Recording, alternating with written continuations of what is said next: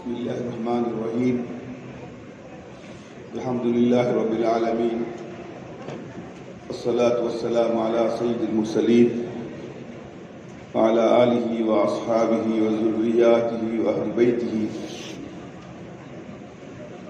وبارك وسلم تسليما كثيرا كثيرا. أما بعد، رب اشرح لي صدري ويسر لي أمري واحلل عقدة من لساني يفقهوا قولي. سبحانك لا علم لنا إلا ما علمتنا إنك أنت العليم الحكيم. اللهم صل على سيدنا محمد وعلى آل سيدنا محمد وبارك وسلم عليه. حضرت محترم صاحب، حضرت شاہ صاحب، حضرت صدر جلسہ، علماء کرام، اساتذہ اعزام، بچوں کی سرپرستان اور عزیز طلباء، حضرت محترم صاحب کی طرف سے حکم نہیں بلکہ سختی کے ساتھ آرڈر ملا ہے کہ 12:30 سے پہلے کسی طرح کھانے کو چلنا ہے. جو کچھ کہنا، لینا دینا، صدارت، خطابت جو کچھ ہونی چاہیے اس سے پہلے ہونی چاہیے. پھر حضرت محترم صاحب کا جو درد بھرا خطاب تھا، جو آج کے جلسے کا سمجھیے لب لباب تھا، انہوں نے اپنا دل نکال کے رکھ دیا کہ اس مدرسے کو کن مراحل سے گزرنا پڑا، اس وقت کے کیا حالات ہیں اور آئندہ کیا ہونا چاہیے. میں سمجھتا ہوں کہ اس کے بعد کوئی اور بات کہنے کی نہیں رہ گئی ہے. پھر ہمارے حضرت قاضی صاحب ہیں، وہ اپنا صدارتی خطاب بھی آپ کے سامنے رکھیں گے، لیکن میں ایک دو باتیں بنیادی طور پر جس کی طرف ہمارے حضرت محترم صاحب نے بھی اشارہ کیا ہے کہ ہمارے مدارس سے فارغ ہو کر طلباء کیا کریں گے. سب سے بڑا سوال آج یہ ہے، دنیا میں ان کا کیا مقام ہوگا، ان کی کیا پوزیشن ہوگی. حدیث شریف میں آتا ہے کہ قیامت کے قریب اسلام سکڑ کر مدینہ منورہ تک محدود رہ جائے گا. جیسے چوہا اپنے بل کے اندر پہنچ جاتا ہے، سانپ اپنے بل کے اندر پہنچ جاتا ہے، اسی طرح جہاں سے اسلام نکلا تھا، جہاں سے شروع ہوا تھا، آخر میں سمٹ کر وہاں پہنچ جائے گا.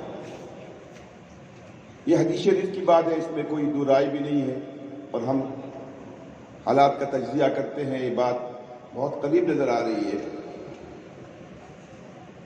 لیکن اسی کے ساتھ ایک بات اور نظر آ رہی ہے، سمجھ میں بھی آ رہی ہے، صاف دکھ بھی رہی ہے کہ خالص اسلام، صحیح اسلام، بنیادی اسلام، اللہ کو مطلوب اسلام اس وقت تمام اسلامی تحریکات، تمام اسلامی ادارے، ان سب سے سمٹ کر اگر کہیں آ رہا ہے اور کہیں دکھ رہا ہے تو ہمارے مدارس میں دکھ رہا ہے خالص اسلام. اور یہ بھی صاف محسوس ہو رہا ہے کہ اس وقت اسلام کی بقا کا انحصار ہمارے ان مدارس ہی پر ہے. اس کی وجہ یہ ہے، اور یہ بات اس لیے بھی زیادہ صحیح ہے کہ پوری دنیا میں اس وقت مسلمانوں کے سلسلے میں جو کوششیں ہو رہی ہیں ان کے خلاف، اس کا بنیادی اور محوری اگر کوئی ان کا نشانہ ہے دنیا کی طاقتوں کا، ہمارے ملک کی طاقتوں کا، اسلام دشمن طاقتوں کا، وہ مدارس. یہ بات آج سے 40، 50، 60، 70 سال سے چل رہی ہے کہ مدارس کے سلسلے میں کوششیں کی جائیں کہ مسلم امہ کا تعلق مدارس سے ٹوٹ جائے. لیکن بڑا المیہ اس وقت یہ ہے بزرگوں اور دوستوں اور عزیز بچوں، ایک محاذ ہمارے سامنے تھا ان مدارس کے سلسلے میں، اس کے دفاع کے سلسلے میں اسلام دشمنوں کا۔ ادھر چند سالوں سے ایک محاذ جس کا ہمیں سامنا کرنا پڑ رہا ہے وہ مسلمانوں کے درمیان سے ہے۔ وہ شعوری یا غیر شعوری طور پر وہ ان مدارس کو اپنے مقاصد سے ہٹانے کے لیے، لیکن میں نے اس کے لیے لفظ استعمال کیا شعوری یا غیر شعوری طور پر،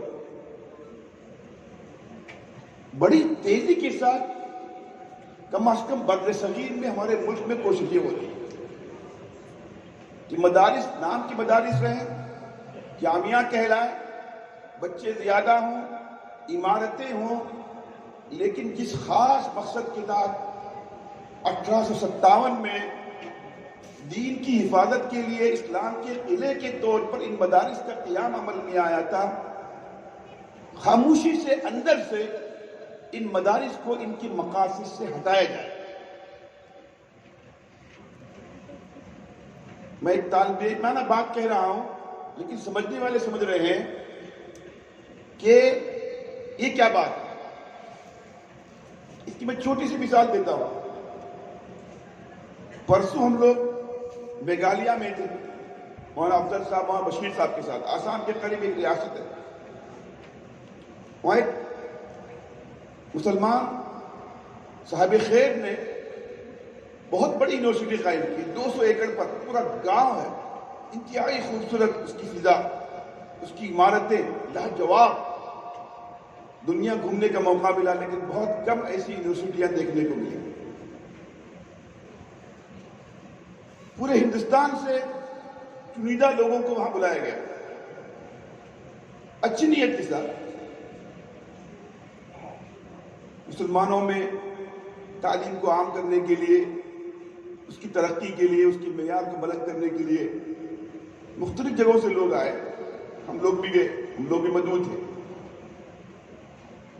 لیکن ایک سیشن اس کے اندر ایسا تھا جس میں مدارس کے سلسلے میں بڑی ہمدردانہ باتیں کی جا رہی ہیں، بڑی ہمدردانہ۔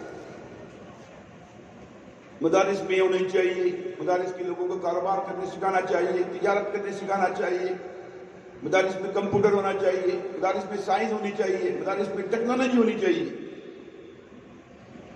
ہم بھی اس پینل میں شریک تھے، ہمیں بھی اللہ نے موقع دیا، جو کچھ کہنا تھا ایک طالب علم کی حیثیت سے، مدارس کے نمائندے کی حیثیت سے جو بات رکھنی تھی ہم نے رکھی۔ علی گڑھ میں سیمینار ہو رہے ہیں، جامعہ ملیہ میں سیمینار ہو رہے ہیں،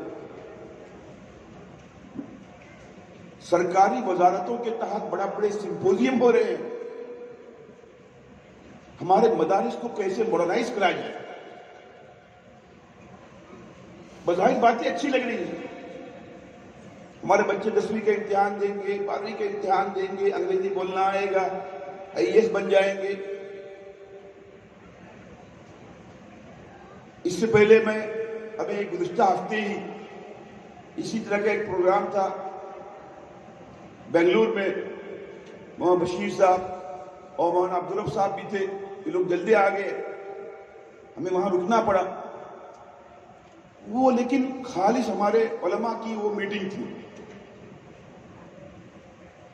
اس میں ہم اس نتیجے پر پہنچے کہ اگر ہمارے مدارس سے کوئی فارغ لا کا ایکسپرٹ بن رہا ہے، گریجویٹ بن رہا ہے، IAS بن رہا ہے، IPS بن رہا ہے، ہمیں اس سے خوش نہیں ہونا چاہیے۔ اس کے پس منظر میں اس کے جو نتائج سامنے آنے والے ہیں، مدارس کا جو حال بننے والا ہے، اس کو ہمیں سمجھنے کی کوشش کرنی چاہیے۔ حضرت محترم صاحب نے بھی کہا، مجھے معاف فرمائیں، 2% ہمارے طلباء، ہمارے نونہالان مدارس میں پڑھ رہے ہیں، اور ماشاءاللہ مدارس میں پڑھنے کے باوجود مجھے معاف کریں، دین تو دین، اللہ کا شکر ہے، ہم لوگ بڑے فخر سے کہتے ہیں ہم دنیا کے اعتبار سے بھی ان گریجویٹ اور انٹلیکچوئل کوالیفائڈ لوگوں سے آگے ہیں۔ ابھی پرسوں کی بات ہے، مولانا بدرالدین اجمل صاحب دارالعلوم دیوبند کے فارغ ہیں، خالص مولوی ہیں، مدرسے کے پڑھے ہوئے ہیں، لیکن میں سمجھتا ہوں اس وقت آسام کے نہیں، ہندوستان کے 5 یا 10 ٹاپ لیول کے بڑے آخری درجے کے ارب پتی تاجروں کا شمار ہوگا، ایک فہرست بنے گی، اس کے اندر ہمارے الحمدللہ اس مدرسے کے فارغ مولانا بدرالدین اجمل صاحب کا شمار ہوگا۔ کون سی یونیورسٹی کے پڑھے ہوئے ہیں، کون سے کالج کے پڑھے ہوئے ہیں، عام مدارس کے فارغین سے زیادہ ان کا دینی تشخص ہے، ان کا چہرہ مہرہ ہے، ان کا کرتا پاجامہ ہے، ان کی داڑھی ہے، پارلیمنٹ میں عالمانہ شان کے ساتھ بیٹھتے ہیں، بات کرتے ہیں۔ کیا یہ چیزیں دنیا کی ترقی کے لیے ہمارے رکاوٹ بن رہی ہے؟ اگر یہ مدارس نہیں ہوتے، آج ہندوستان میں حجاب کے حق میں میدان میں آنے والی یہ بچیاں نہیں ملتی۔ بے پردگی آخری درجے کی مسلم ملکوں میں اس وقت ہے، ننگے ناچ ہو رہے ہیں، سر سے دوپٹہ نہیں، ان کی چھاتی سے، ان کے بدن سے کپڑا نکالا جا رہا ہے، اور ان کو احساس بھی نہیں۔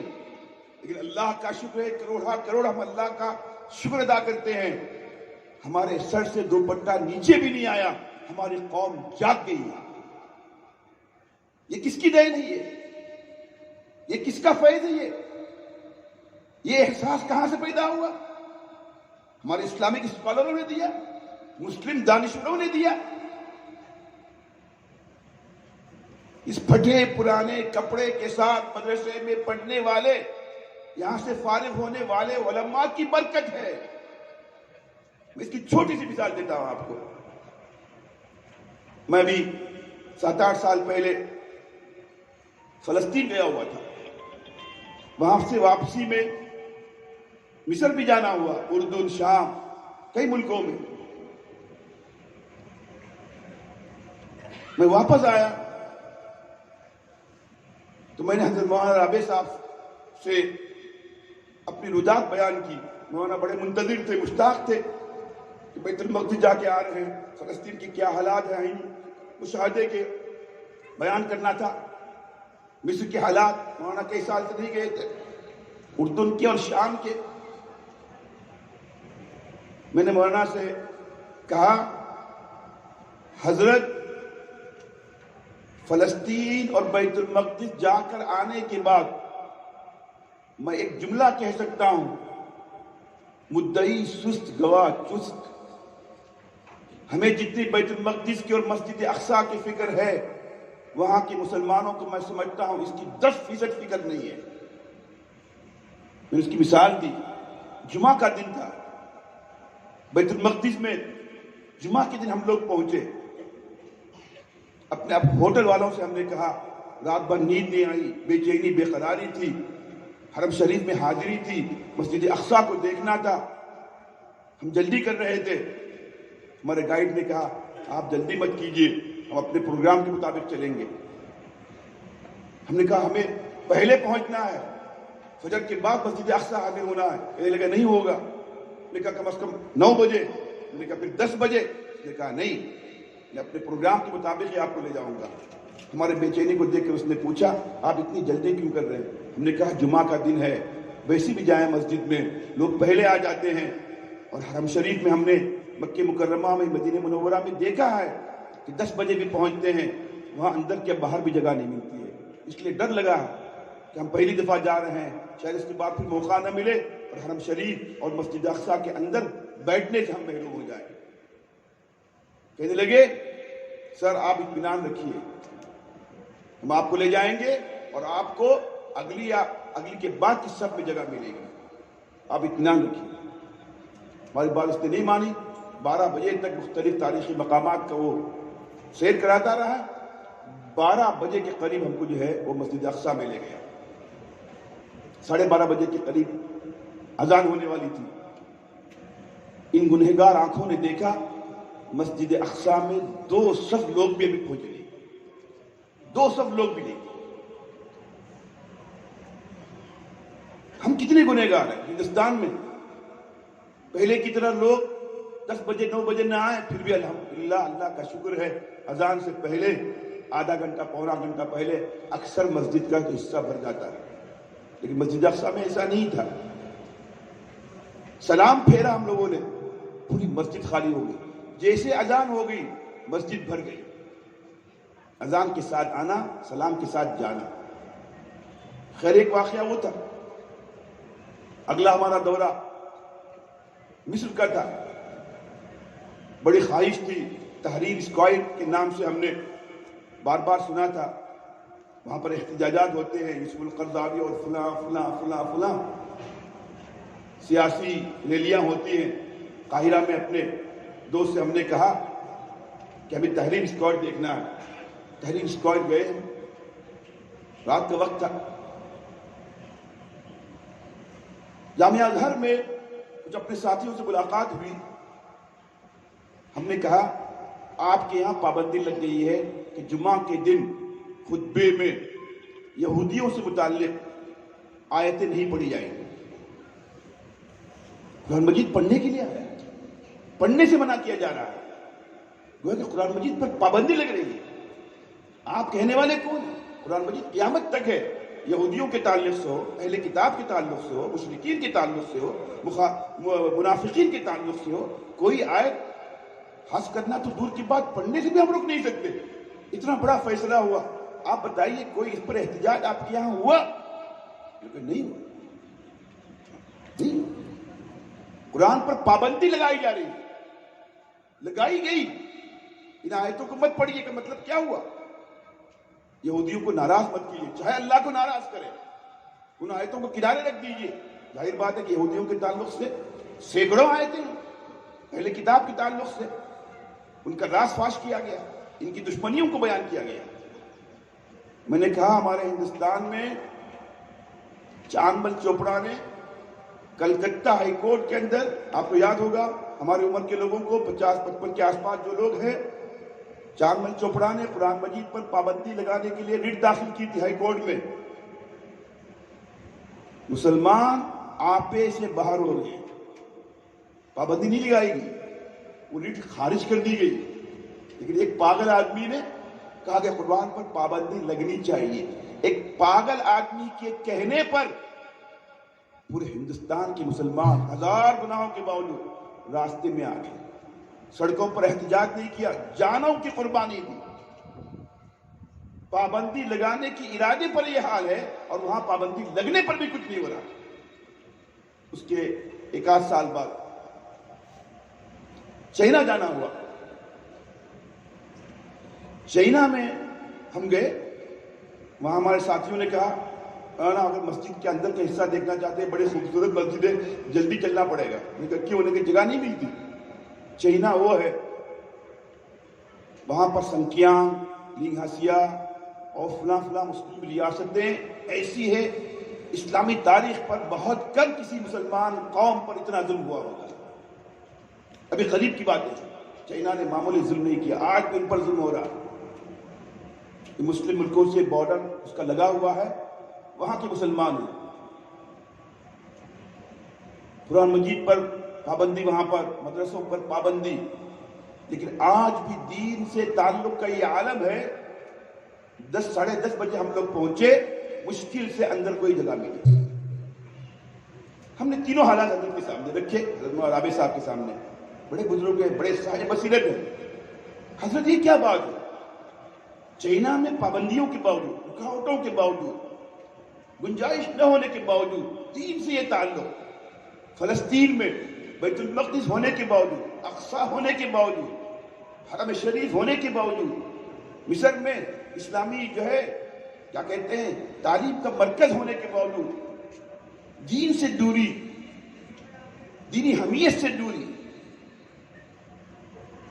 مولانا نے ایک بات کہی، چائنا کے اندر مدارس تھے سینکڑوں سال پہلے، آج بھی اس کا اثر ہے. مسلمان دین پر قائم ہیں اور دین سے وابستہ. فلسطین میں، مصر میں مدارس تھے، مدارس ختم تو نہیں کر دیے گئے، لیکن مدارس کو اپنے بنیادی مقصد سے ہٹا دیا گیا اور اس کو یونیورسٹی بنایا گیا اور نام کے مدارس رہ گئے اور مدارس کا کام نہیں ہوا، جس کی وجہ سے یہ حال ہے۔ آج ہم ہندوستان میں دیکھ رہے ہیں، بزرگوں، دوستو، عزیز بچوں، یہ انہی مدارس کی برکت ہے۔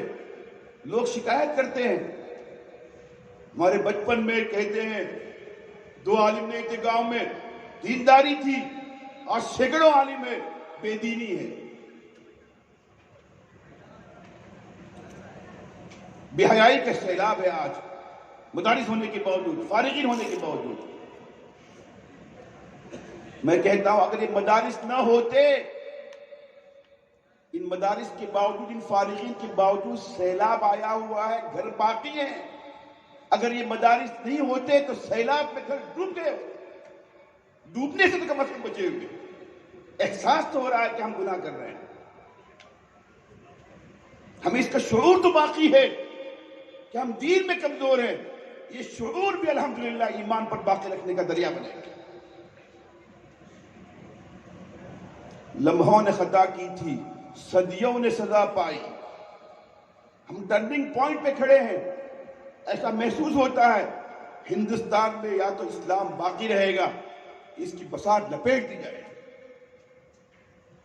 امت کا یہ حال دنیا میں ہے، اللہ قرآن مجید پر آخرت میں کیا دیں گے؟ ایک بچہ آپ کا حافظ بن گیا، اس کو معمولی مت سمجھیے۔ مولانا علی میاں صاحب رحمۃ اللہ علیہ کہتے تھے، میں سمجھتا ہوں کہ اس صدی کے اندر مولانا علی میاں صاحب رحمۃ اللہ علیہ کو اللہ نے جو نوازا، دینی اعتبار سے بہت کم لوگوں کو نوازا۔ انتقال کے 8 سال کے اندر مولانا علی میاں صاحب رحمۃ اللہ علیہ پر 100 کتابیں بازار میں آ گئی۔ نہ نہرو پر آئی، نہ گاندھی پر آئی، نہ اقبال پر آئی، نہ غالب پر آئی، نہ کسی عالم دین پر ہندوستان میں آئے، نہ عرب پر آئے۔ اللہ نے ایسا نوازا، کعبے کی کنجی ان کے پاس، بڑے بڑے بادشاہ ان کے پاس پیر کے پاس پڑھ رہے تھے۔ جامع الصالحات میں بہت چھوٹا تھا، اس کی افتتاح کے لیے آئے، وہاں عبدالرب صاحب اس وقت بڑے تھے ہم سے، وہاں مقبول صاحب وغیرہ۔ مجھے وہ جملہ آج بھی یاد ہے، حضرت مولانا کہہ رہے تھے، اتنا قرآن مجید مولانا کو یاد تھا، ہم نے اپنی آنکھوں سے دیکھا، حفاظ لقمہ نہیں دے سکتے تھے لیکن مولانا لقمہ دیتے تھے، اتنا قرآن مجید یاد تھا۔ پھر بھی کہنے لگے بہت حسرت کے ساتھ، افسوس کے ساتھ، اللہ نے ہر طرح سے نوازا، میں اللہ کا شکر ادا کرتا ہوں، اللہ نے کوئی چیز کی کمی نہیں کی، لیکن ایک چیز کی کمی کا مجھے بار بار احساس ہوتا ہے، میں حافظ قرآن نہیں بن سکتا۔ کون کہہ رہا ہے؟ جس کو قرآن حافظ قرآن سے زیادہ ہے۔ اس احساس کے ساتھ مولانا واپس گئے اور اپنے کاتب سے کہا، نثار صاحب سے، میں تم کو روزانہ قرآن مجید سناؤں گا۔ اور انتقال سے پہلے مولانا قرآن مجید کے حافظ پر بھی دنیا سے گئے، لیکن اس کے بغیر یہ تو سید بھی ہو، مرزا بھی ہو، افغان بھی ہو، تم سبھی کچھ ہو، بتاؤ تو صحیح حافظ قرآن بھی ہو۔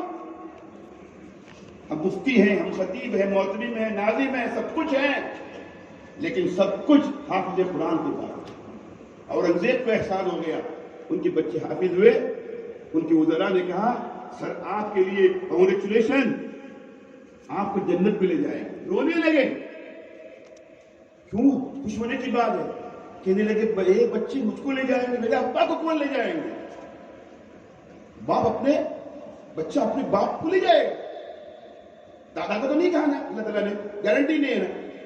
اورنگزیب جیسا ہندوستان کا وہ حکمراں جو انسانی تاریخ میں اس سے بڑی حکومتیں بہت کم لوگوں کو ملی۔ افغانستان اور بھوٹان اور نیپال، سری لنکا، مالدیو، پاکستان، بنگلہ دیش اس وقت پورے ہندوستان میں تھا، اور کتنا مسؤول انسان تھا وہ۔ اس نے ارادہ کیا مجھے اپنے ابا کو جنت میں لے جانا ہے، اللہ سے کہہ کر حفظ کرنا شروع کیا، وہ بادشاہ ہوتے ہی اس نے حفظ کیا۔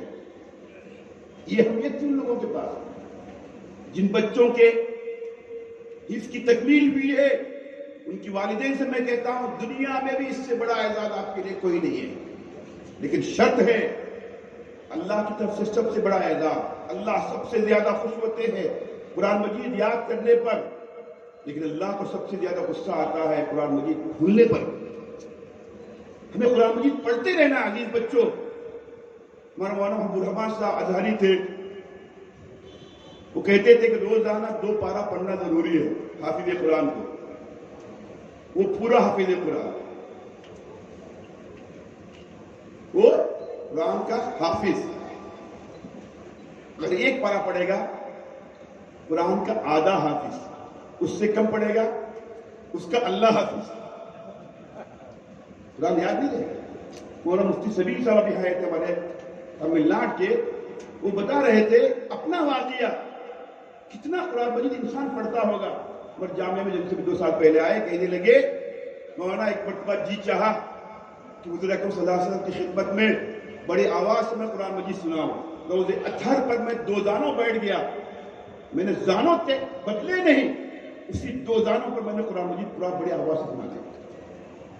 پھر جی چاہا 2 رکعت میں قرآن مجید ختم کرو، کہنے لگے اکیلے پڑھنے میں ثواب کم ہے، جماعت میں ثواب زیادہ ہے، ایک صاحب کو پکڑ کے لائے، لیکن میں ساتھ دو، میں قرآن مجید 2 رکعت میں ختم کرنا چاہتا ہوں۔ وہ کتنا بڑا اللہ والا ہوگا جس نے ہمت کی۔ اس کے بعد کہنے لگے میں بھول گیا، میں نے 2 رکعت تھا، 1 رکعت کے اندر پورا ختم کر دیا، شام کی دیکھا شاید وہ بھاگ گیا ہوگا، وہ آدمی بیچارہ ویسے ہی میرے ساتھ دے رہا ہے۔ 1 رکعت کے اندر قرآن مجید جو سنانے کی طاقت رکھتا ہو، وہ ایک دن میں کتنا قرآن مجید پڑھتا ہوگا۔ بس میں اپنی بات ختم کرتا ہوں۔ عزیز بچوں، میں کہتا ہوں اس سے بڑا قرآن مجید کا معجزہ کوئی نہیں ہے کہ اللہ نے آپ کو ان حالات کے اندر، بے حیائی کے حالات ہیں، ایمان فروشی کے حالات ہیں، نفسا نفسی کے حالات ہیں، دنیا طلبی کے حالات ہیں، ان حالات کے اندر اللہ نے اگر مجھے اور آپ کو حافظ قرآن بنا دیا، اس وقت ایمان کے بعد حضور اکرم صلی اللہ علیہ وسلم کی امت میں پیدا ہونے کے بعد اگر کوئی سب سے بڑا اعزاز ہو سکتا ہے یہ اعزاز ہے۔ لیکن اس اعزاز سے اللہ اس وقت خوش ہوں گے جب ہمارا تعلق حافظ قرآن ہونے کے بعد پہلے سے زیادہ رہے گا۔ والدین کی ذمہ داری ہے، ان سرپرستوں کی ذمہ داری ہے، ان اساتذہ کی ذمہ داری ہے کہ پوچھتے رہیں بیٹا دن میں کتنا پڑھ رہا، بچہ یہاں سے چلا گیا کوئی بات نہیں، دکان میں بیٹھیے، کاروبار کیجیے، کہیں جائیے، پڑھنے والے ایک دن میں آج بھی ایسے ہیں کہ ایک دن کے اندر 15 پارے آج روزانہ پڑھتے ہیں، رمضان میں نہیں، آج بھی پڑھنے والے ہیں۔ آپ یقین کریں گے؟ اور اللہ آپ کو دنیا سے بھی محروم نہیں کرے گا۔ کیا کھائے گا؟ حضرت نے فرمایا موتی صاحب نے، میں پوچھتا ہوں ہمارے علماء جو کھاتے ہیں کوئی ارب پتی نہیں کھاتا، ارب پتی کو بی پی بھی ہے، شوگر بھی ہے، بی پی ہے تو کھانا نہیں کھا سکتا، شوگر ہے تو میٹھا نہیں سکتا، اس کا مطلب سوائے پانی کے وہ زندہ ہی نہیں رہ سکتا، کیا کھائے گا؟ یا تو چیز میٹھی رہتی کھاری رہتی۔ سب سے کم بی پی، سب سے کم شوگر ہمارے علماء اور حفاظ کو، بھیک مانگ کے نہیں کھاتے۔ ہمارے حافظ سلیم صاحب نے کتنے لوگوں کا نام دیا یہاں پر لوگوں نے جو انعامات دے رہے ہیں، کہاں کے پڑے ہوئے؟ جو مال بھی اللہ دیتا ہے علماء کو اور حفاظ کو، جو دل بھی اس کے ساتھ دیتا ہے شاید کسی کو دیتا ہے۔ ہمارے حضرت مولانا سلمان صاحب تھے، مولانا عمران خان صاحب کے بڑے بھائی تاج المساجد جنہوں نے بنائے بھوپال میں، بڑے مالدار گھرانے کے تھے، بڑے مالدار، ان کے 11 بچے۔ انہوں نے کہا میرے سب بچوں کو حافظ بنانا، اللہ سے دعا کی، میرے سب بچوں کو عالم بنانا اور سب بچوں کو ندوے سے فارغ کرنا۔ ان کے گھر والوں نے کہا بابا ایک دو بچے کو تو ایسا رکھو جو بڑھاپے میں کام آئے، جو آپ کی خدمت کر سکے مالی اعتبار سے، جو آپ کا بوجھ اٹھائے۔ لیکن نہیں، 11 کے بجائے 111 بھی ہوتے، میں سب کو حافظ قرآن بناتا۔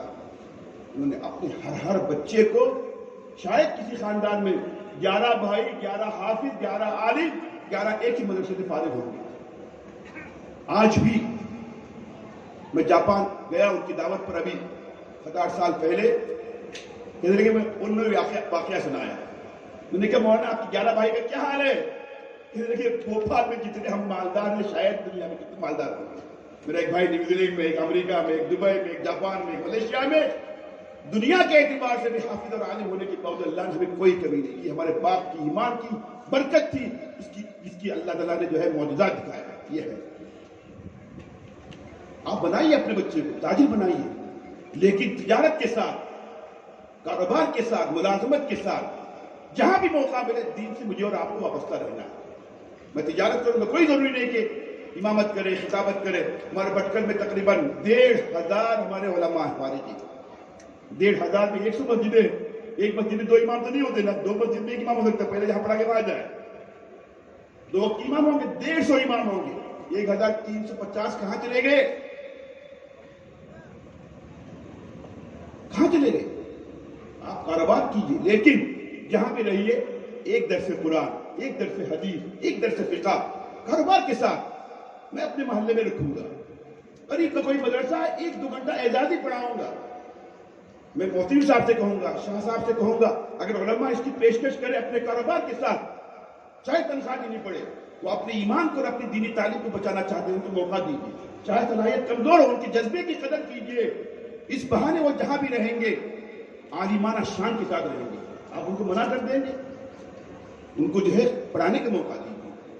بس ان سب باتوں کا خلاصہ یہ ہے کہ اس وقت جیسے کہ میں نے کہا, پھر ایک بار کہتا ہوں, آثار ایسے دکھ رہے ہیں قیامت کے قریب کے, اسلام سمٹ کر اللہ کے رسول صلی اللہ علیہ وسلم کی حدیث کے مطابق مدینے میں پہنچے گا.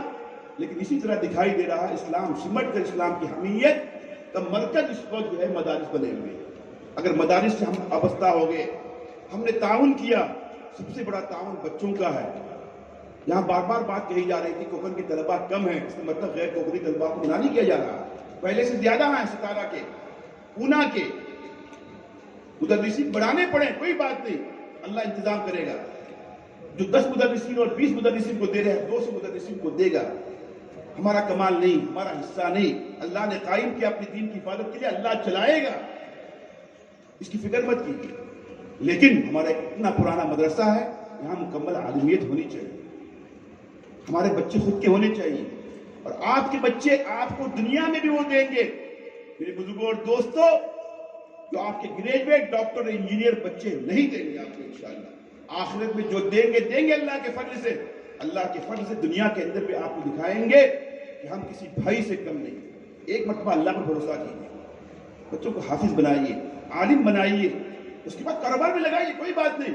ہم پابند تھوڑی کرتے ہیں آپ کو مسجد میں بھیج دیجیے, اللہ موقع دے, اس سے بڑی سعادت کوئی نہیں. لیکن ہم ایک بچے کو انشاءاللہ عالم دین ضرور بنائیں. یہ بچہ اپنے ایمان کی ضمانت نہیں لے گا. آج کے حالات میں اگر اللہ کی توفیق سے ہمارا بچہ حافظ ہوگا, عالم ہوگا, قیامت تک آنے والی ہماری نسلوں کی ایمان کی ضمانت لے گا انشاءاللہ. آج سب سے بڑی ضرورت ایمان کی ہے, ایمان پر باقی رہنے کی ہے, اور اس کے لیے ضروری ہے کہ ہمارے گھر میں, ہمارے بچوں میں ایک بچہ کم از کم, سب بچے ہو جائیں نور کم از کم ایک بچہ عالم دین ضرور بنے انشاءاللہ. وہی بچہ انشاءاللہ ہم کو بھی, ہماری نسلوں کو بھی ایمان پر باقی رکھنے کا ذریعہ بنے گا. میری باتوں پر اپنی بات ختم کرتا ہوں. اللہ سے دعا کرتا ہوں اللہ اس مدرسے کو, اس کے قائم کرنے والوں کو اپنی شان بدلا عطا فرمائے.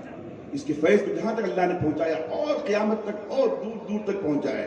یہاں سے مثالی علماء, مثالی فضلاء, مثالی دعات یہاں سے باہر جائیں. کوکن میں نہیں, کوکن کی نمائندگی کرتے ہوئے پورے عالم اسلام میں اسلام کی ترجمانی کریں. ہمارے کوکن کے علماء نے وہ کام کیا, میں نام نہیں لیتا. ہمارے مفتی رفیق صاحب ہو, حضرت مولانا عبد امان اللہ صاحب ہو, ان سب سے بڑھ کر حضرت مولانا شوکت صاحب ہو, ہمارے حضرت قاری ہمارا حضرت مولانا داؤد صاحب ہو. یہ علماء وہ ہیں ان کا فیض آج ہندوستان سے باہر پہنچ رہا ہے. یہاں سے پڑھا ہوا ایک عالم یورپ میں, امریکہ میں جا کر الحمدللہ اپنی شناخت کے ساتھ قائم ہے. لیکن اس پر اکتفا نہیں کرنا ہے.